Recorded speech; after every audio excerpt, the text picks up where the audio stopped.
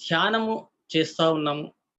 అయితే 2003 నుంచే ధ్యానాన్ని ఇతరులకు తెలపాలనేటువంటి సంకల్పం నాలో ఏర్పడింది. మనం ఒక్కరమే చేస్తే సరిపోదు గదా! ఈ ధ్యాన ఫలాన్ని రుచి అందరూ అనుభవించాలి. ఆ ధ్యాన ఫలాన్ని అందరూ తిని రసానుభూతి చెందాలి. రస మాధుర్యంలో తన్మయత్వం చెందాలి. అలాంటి ధ్యాన స్థితి ప్రతి ఒక్కరికి రావాలి.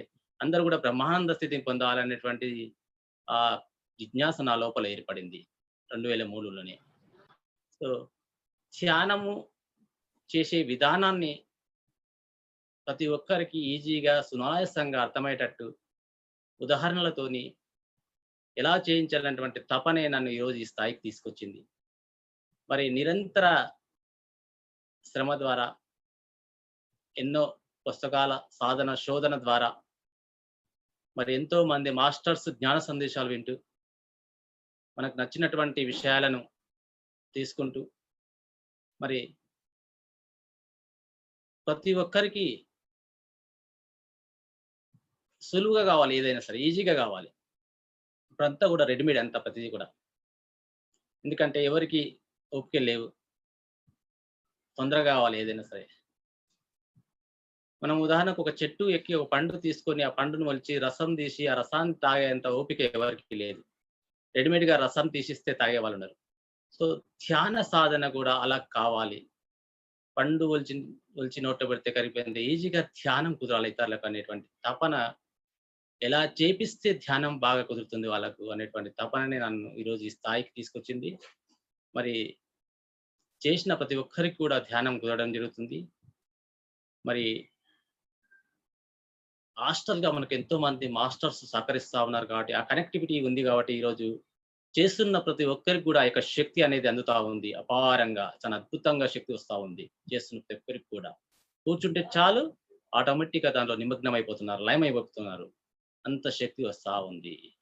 ఎందుకంటే ఇక్కడ ప్యూరిటీ ఇంపార్టెంట్. స్వచ్ఛత, సహజత్వం. ఇక్కడ సత్యంగా జీవించాలి. మరి మరి మనము ఈరోజు శారీరకంగా, మానసికంగా ఎన్నో రుగ్మతలు ఎదుర్కొంటున్నారు మానవులు. మరి ఈ శారీరక రుగ్మతలు కొన్ని మందుల ద్వారా, మరి ఆహార అలవాట్ల ద్వారా, మరి మన నడవడిక ద్వారా, చేష్టల ద్వారా తగ్గించుకోగలుగుతున్నాం. కానీ మనము ఎన్నో జన్మలలో చేసుకున్నటువంటి కర్మలు తొలగాలంటే దానికి ఏ మాత్రము మందు పనిచేయదు. కారణం మనం చేసుకున్నటువంటి తప్పిదాల వల్ల మనకు ఈ జన్మలో రోగాల రూపంలో మనలో తిష్ట వేశాయి. మరి వాటిని పారదోలాలంటే జ్ఞానాగ్ని కర్మాణం అన్నాడు కృష్ణుడు గీతలో.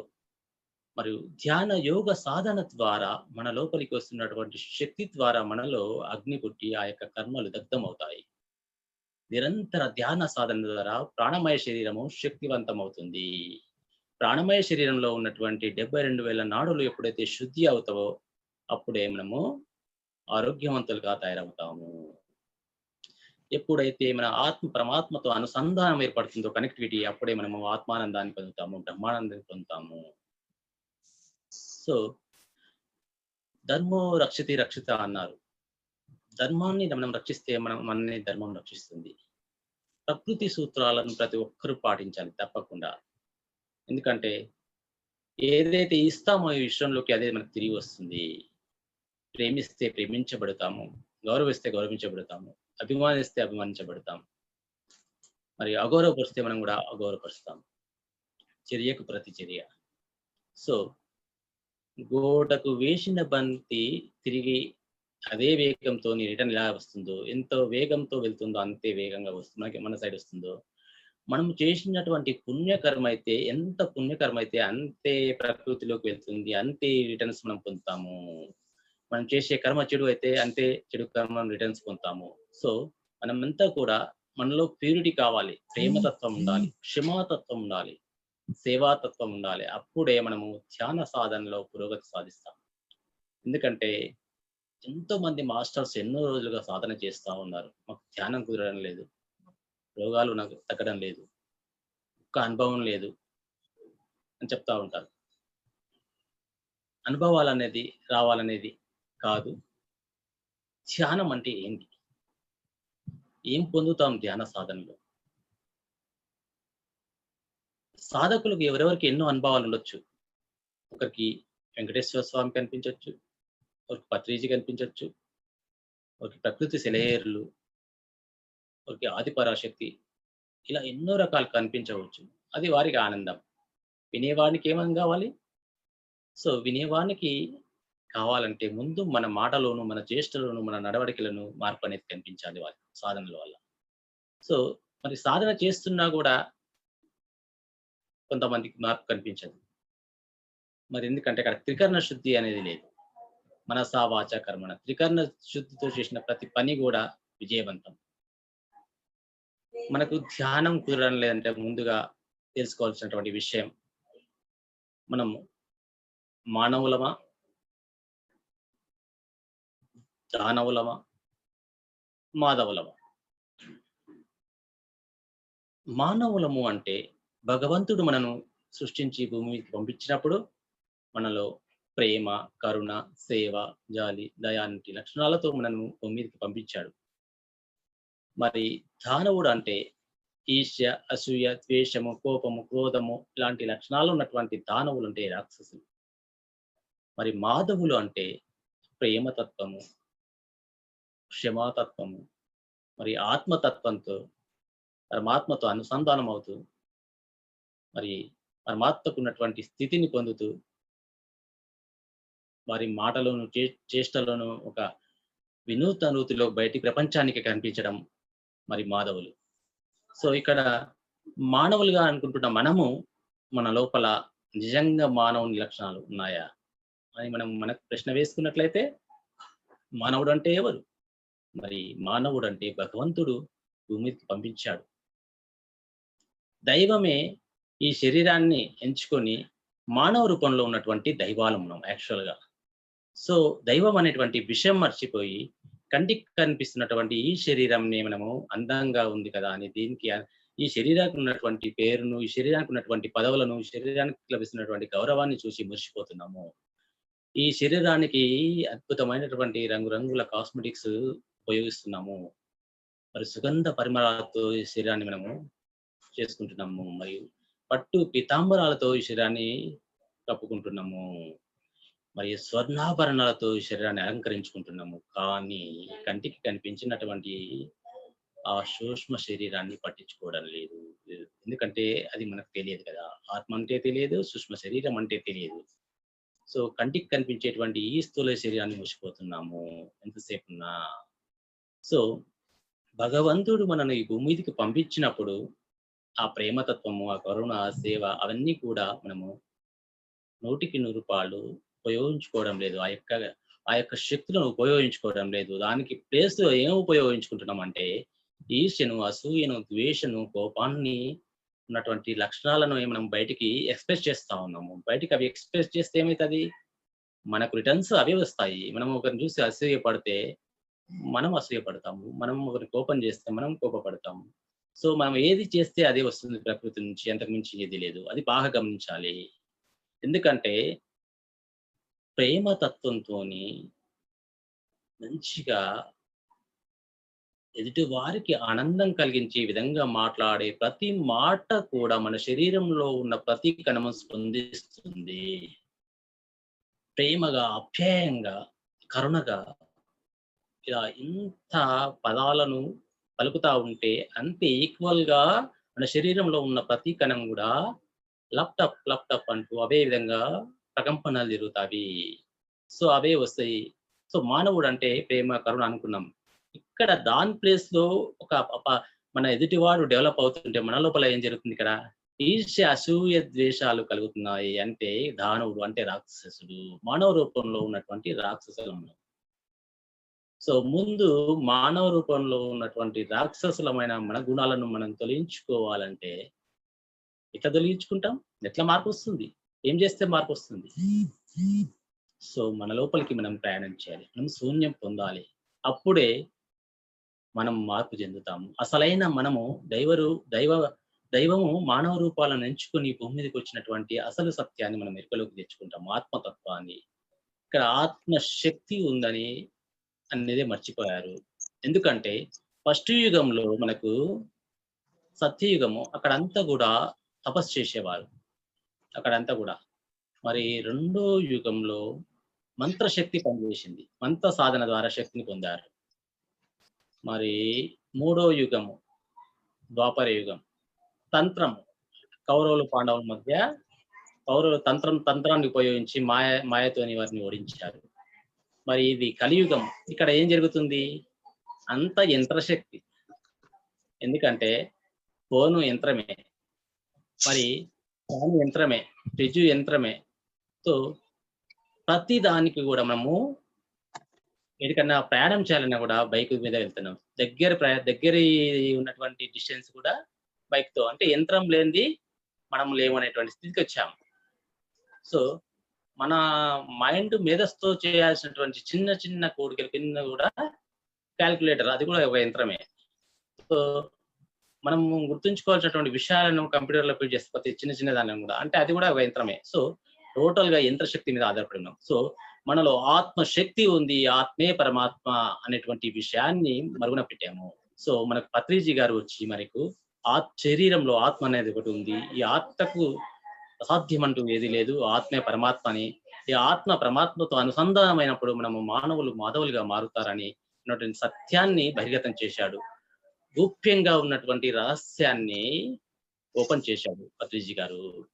మరి మన గురువుగారు అంతటి ఈ సాధనా మార్గాన్ని సులువుగా, సహజంగా మన లోపల జరుగుతున్నటువంటి ఆ శ్వాసను గమనించండి చాలు.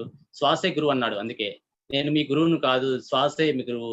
ఎవరైతే శ్వాసను పట్టుకుంటారో వారికి సృష్టి రహస్యం అంతా తెలుస్తుందని ఆ శ్వాస సాధన చేయమన్నాడు. మరి ఎవరైతే ఆ శ్వాస సాధన చేస్తారో నిరంతరంగా క్రమం తప్పకుండా వారికి సృష్టిలో ఉన్నటువంటి అనంతమైన జ్ఞానం అంతా కూడా లభిస్తా ఉంటుంది. ఎందుకంటే సాధన, సాధన, సాధన. సాధన ద్వారా శోధించబడుతుంది. శక్తి జ్ఞానం అంతా కూడా మన లోపలికి వస్తా ఉంటుంది. ఎంత సాధన చేస్తే అంత. సో, మరి మానవుడు కనిపెట్టినటువంటి ఒక సెల్ ఫోను ఎలా పనిచేయాలో అలా పనిచేస్తుంది.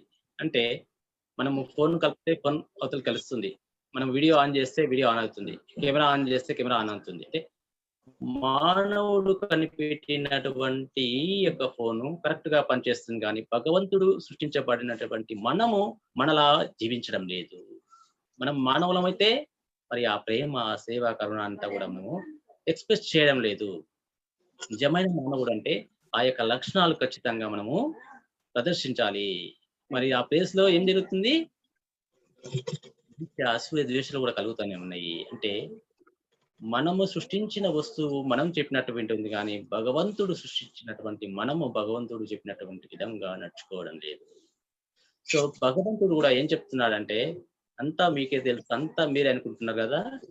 మీరే చేసుకోండి అంటున్నారు. మీరే మీరే మీరే కష్టమైన, సుఖమైన మీరే పొందండి అంటున్నారు. ఎప్పుడైతే పరమాత్మ శక్తి మన ఆత్మ తత్వంలో ఉందని, ఆ ఆత్మ శక్తిని వినియోగంలోకి తెచ్చుకున్నట్లయితే మనకంతా ఆనందమే. ఎటువంటి కష్టం కలగదు. ఎటువంటి కష్టం కలిగినా తట్టుకునేటువంటి శక్తి వస్తుంది. కష్టాలను కష్టాలుగా భావించము. సో, ఆ సమస్యలను ఈజీగా, సులువుగా మనము పరిష్కరించుకుంటాము. గ్రహణ శక్తి బాగా పెరుగుతుంది. ధ్యాన సాధన ద్వారా ఎరుక స్థితి, మంచి చెడు అనేది నిర్ణయించుకోగలుగుతాం. మరియు మనకు అంతర్వాణి వినిపిస్తుంది. దీన్నే స్వామి వివేకానందుడు ఏం చెప్పాడంటే, నీలో ఉన్నటువంటి ఒక మహానుభావుడు చెప్పేటువంటి వాక్ వినమన్నాడు. ఎప్పుడైతే నీవు శ్వాస పైన ధ్యాస ఉంచి శూన్యంలోకి ఎప్పుడైతే వెళ్తావో, నీ ఆత్మ నుంచి వచ్చేటువంటి సందేశం అంతర్వాణి ఏదైతే ఉందో వినండి అంటాడు. దాన్ని ఒక మహానుభావుడు చెప్పేటువంటిది వినండి అంటాడు స్వామి వివేకానంద. సో, ఎప్పుడైతే మనము సాధన చేస్తూ ఉంటామో అప్పుడే మన యొక్క అంతర్వాణి సందేశాలు వింటాము. మరి ఈరోజు మానవులకు ఈ వస్తున్నటువంటి జబ్బులకు కారణం మన శరీరంలో తగినంత ప్రాణశక్తి లేకపోవడం. మరి ఈ ప్రాణశక్తి ఇంకా మన గతంలో ఒక 40 సంవత్సరాల క్రితంలో ఒక 40% లభిస్తుందని చెప్పేసి మన పర్యావరణ శాస్త్రవేత్తలు చెప్పారు. మరి ఇప్పుడు అది పెరిగింటదే, తగ్గింటదని ఆలోచన చేస్తే తగ్గింటదని చెప్పొచ్చు. ఎందుకంటే ఎన్నో పొల్యూషన్ బాగా పెరిగింది. ఎన్నో అడవులు నరికివేయబడ్డాయి.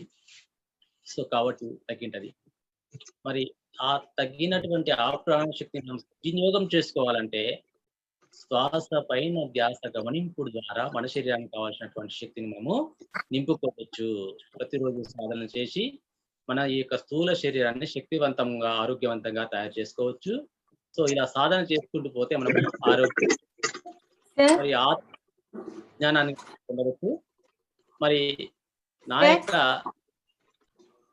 ఇంత చేస్తున్నాము అని చెప్పేసి నాకు 2004లో మరి ఈ స్థూల శరీరానికి మనము ధాన్యం తింటున్నాము. మరి సూక్ష్మ శరీరానికి ధ్యానం. సూక్ష్మంలో మోక్షం అంటే అదే మరి. అంటే ధాన్యము, ధ్యానము అంటే ఒక అక్షరం అటు ఇటు మార్పుతోనే ఉంది ఇది. 2004లో ధ్యానంద బేస్‌లో ఒక ఆర్టికల్ ప్రింట్ అయింది. మనము రాశామది. ఆగస్టు 2004లో ధాన్యం, ధ్యానం అనేటువంటి ఆర్టికల్ కూడా రాయడం జరిగింది. అక్కడ ప్రింట్ అయింది. మరి ఎన్నో స్కూల్స్, కాలేజీలలో మరి ఎన్నో దేవాలయాల్లో కూడా ధ్యాన ప్రచారం చేశాము. ఎంతో ఆనందం పొందాను. మరి చేసినటువంటి వారు కూడా ఎంతో అద్భుతమైనటువంటి స్థితిని, అనుభవాలను పొందారు. మరి ఈ మధ్య కాలంలో జూమ్ సెక్షన్‌లో ఒక 15 జూమ్ సెక్షన్ క్లాసెస్ తీసుకుంటాను. మరి వారు కూడా అద్భుతమైనటువంటి ధ్యాన స్థితి కుదరడము, అద్భుతమైనటువంటి అనుభవాలు పొందుతా ఉన్నారు. కొంతమందికి హీలింగ్ జరగడము, మరి సర్జరీస్ కూడా జరిగాయి కొంతమందికి. సో, మరి సమయం భావం తక్కువ ఉన్నందువల్ల మరి ఈ అవకాశం కల్పించినటువంటి సుమలత గారు, మరి లావణ్య గారు, మరి ఈ గ్రూప్ లో ఉన్నటువంటి దివ్యాత్మ స్వరూపులందరికీ పేరు పేరున కృతజ్ఞతలు తెలుపుకుంటున్నాను. Okay masters. Thank you so much sir. మీ విలువైన సమయాన్ని ఇంతసేపు మా అందరి కోసం ఇలా వెచ్చించినందుకు మా హృదయపూర్వక నమస్కారాలు సార్ మీకు. Thank you madam. చాలా బాగుంది. ధ్యానం ఎంతో అద్భుతంగా ఉంది. మీరు ఇచ్చిన సందేశం ఇంకా అద్భుతంగా ఉంది sir. Thank you so much sir. Okay madam. Thank you sir. Okay madam. Thank you so much sir. Thank you madam. Thank you sir.